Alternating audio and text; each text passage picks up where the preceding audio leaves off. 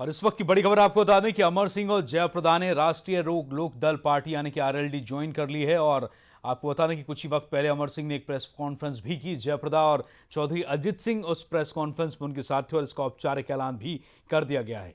RLD में अमर और जयप्रदा क्यों आए, क्या उसके मुद्दे हैं, क्या महत्वपूर्ण बातें हैं, क्या कारण है, वो भी देखिए। यूपी की राजनीति में अमर सिंह की पकड़ अच्छी है। अमर भी बड़ी पार्टी का सहारा ढूंढ रहे थे और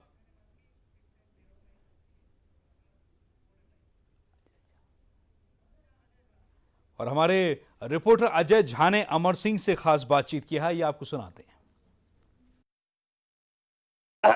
चलो, इस वक्त हम अमर सिंह और जयप्रदा जी के साथ हैं। आज दोनों राष्ट्रीय लोकदल में शामिल हुए हैं। बातचीत करते हैं। सर, ऐसे वक्त में आप अपने जीवन का कहा जा रहा है पहला लोकसभा का चुनाव लड़ने जा रहे हैं और राष्ट्रीय लोकदल में आप दोनों लोग शामिल हुए हैं, क्या कहेंगे सर? क्या वजह रही कि राष्ट्रीय लोकदल में शामिल होना पड़ा?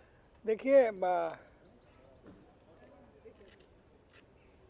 हम राजनीति अब दौलत और शोहरत के लिए नहीं कर रहे हैं। राजनीति नीति और सिद्धांत के लिए भी करनी चाहिए। और अगर राजनीति में हर समय संख्या ही प्रधान है तो फिर आपात स्थिति में सारी कांग्रेस एक तरफ थी और चंद्रशेखर अलग थलग।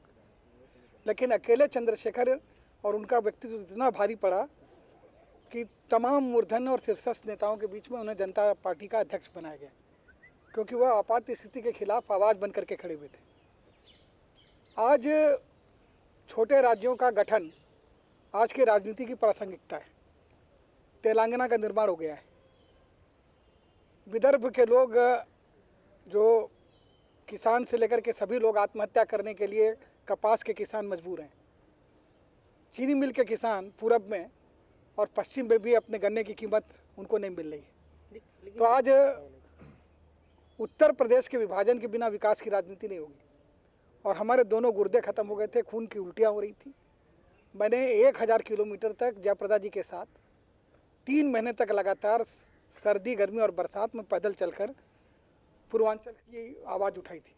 हमारे समर्थन में दोनों राष्ट्रीय दल सामने नहीं आए, न भारतीय जनता पार्टी न कांग्रेस।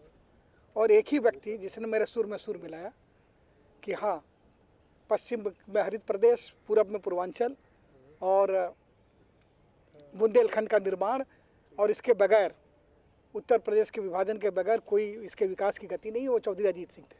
लेकिन सर, अमर सिंह जी की जैसी शख्सियत है, अमर सिंह चाहते तो किसी बड़ी पार्टी में शामिल हो सकते थे। क्या ये माना जाए कि सिर्फ पूर्वांचल का निर्माण अमर सिंह का उद्देश्य है इलेक्टोरल पॉलिटिक्स में आने के लिए, वो भी ऐसे वक्त में जब पूरे देश में एक नमो नमो का माहौल है? देखिए, माहौल तो आप बनाते हैं, आप लोग इकट्ठा हो गए हैं। अब आने वाले 2 दिन में अमर अमर का माहौल चलेगा। और इसके पहले आप केजरीवाल का काजल दिखा रहे थे, तो केजरीवाल के राजनीति का कजरारापन दिखाई दे रहा था। चारों ओर कजरारे कजरारे, केजरी तेरे काले काले नैना, ये चल रहा था। और तो माहौल बनाना और बिगाड़ना लोकशाही में सिर्फ मुद्दों पर होता है। केजरीवाल की बातें अच्छी लगी, आपने केजरीवाल को चलाया।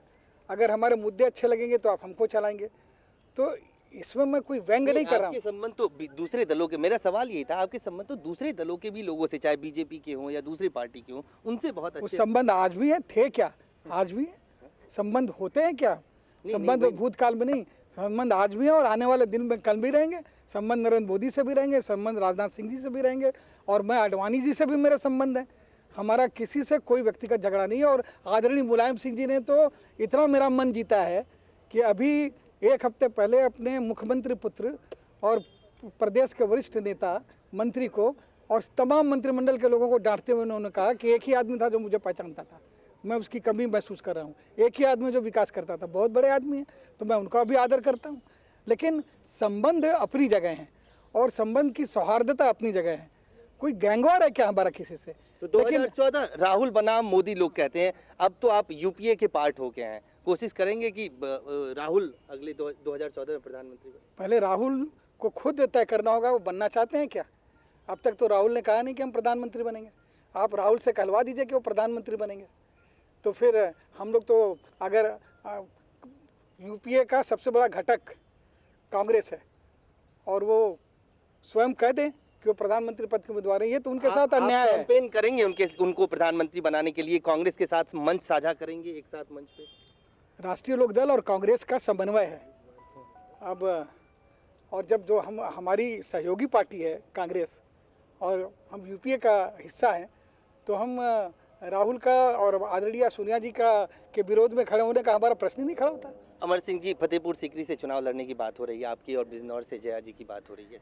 अब ये तय माना जाए कि आप लोग अब चुनाव के मैदान में उतरने के लिए तैयार हैं? नहीं, ये हम नहीं कह सकते। हम एक दल में हैं और दल का अपना अनुशासन होता है। हम चुनाव लड़ने नहीं आए हैं। हम छोटे राज्यों के विभाजन के लिए, उत्तर प्रदेश के विकास के लिए बड़े मुद्दे पर आए हैं। पश्चिम में अजीत सिंह के साथ पूरब का एक चेहरा खड़ा होगा, अमर सिंह, और पूरब के अमर सिंह के साथ एक बड़ा चेहरा खड़ा होगा, पश्चिम का अजीत सिंह। हम एक दूसरे का पूरक बनने आए हैं, एक दूसरे के अंदर समन्वय स्थापित करने आए हैं, और उस समन्वय के स्थापन में, उस पुल का काम करने में, पूरब से लेकर के पश्चिम तक विकास की धारा प्रवाहित करने की गति में अगर कहीं पार्टी और पार्टी के नेता अजीत सिंह यह समझते हैं कि हमें चुनाव लड़ना चाहिए तो हम लड़ेंगे, और वो समझते हैं नहीं लड़ना चाहिए तो नहीं लड़ेंगे। जी धन्यवाद।